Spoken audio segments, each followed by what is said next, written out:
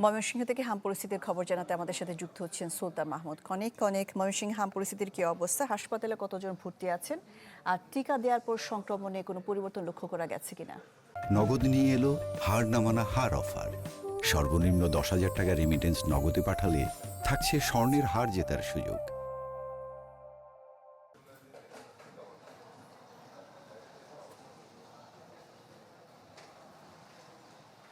শাহনাজ, এই মুহূর্তে 103 জন যারা হাম আক্রান্ত এবং উপসর্গ নিয়ে ময়মনসিংহ মেডিকেল কলেজ হাসপাতালের যে আইসোলেশন ওয়ার্ড রয়েছে সেখানে তারা ভর্তি আছেন। এই 103 জনের মধ্যে নতুন করে 19 জন শিশু কিন্তু ভর্তি হয়েছেন, তবে 24 ঘন্টায় কোনো শিশুর মৃত্যুর খবর আমাদের কাছে নেই।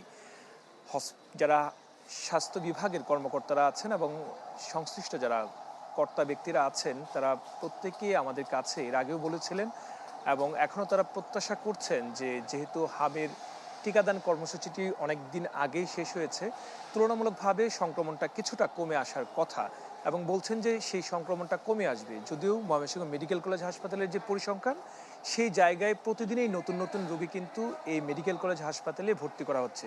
বলে রাখি যে মেডিকেল কলেজ হাসপাতালে শুধু ময়মনসিংহ জেলা নয়, ময়মনসিংহ বিভাগের যে 4 জেলা, সেই বিভাগের 4 জেলার বাহিরেও আশপাশের কিশোরগঞ্জ এবং গাজীপুর, টাঙ্গাইলেরও কিছু অংশ থেকে কিন্তু রোগীরা এই মেডিকেল কলেজ হাসপাতালে চিকিৎসা সেবা নিয়ে থাকে।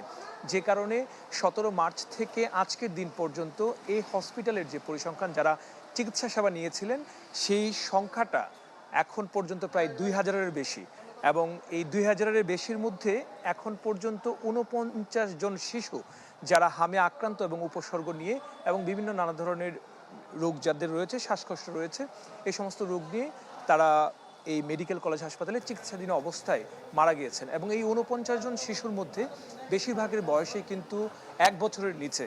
তো চিকিৎসকরা বলছেন যে হয়তো নিশ্চয়ই সংক্রমণটি কিছুটা কমে যাবে, তারা এটি প্রত্যাশা করছেন। শাহনাজ। জি কনিক, আপনাকে ধন্যবাদ।